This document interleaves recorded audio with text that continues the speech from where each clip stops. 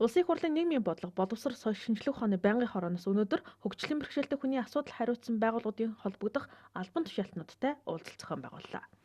Хөгжлийн бэрхшээлтэй хүний эрхийг хангах, хамгаалах талаар хийж байгаа ажил 2019 онд хийх ажлын төлөвлөгөөтэй танилцах зорилготой энэхүү уулзалтанд Улсын их хурлын гишүүн нийгмийн бодлого, боловсрол соёл шинжилгээ ухааны байнгын хорооны дарга Баатар Улиг болон төрийн байгууллагуудын холбогдох албан тушаалтнууд оролцлоо.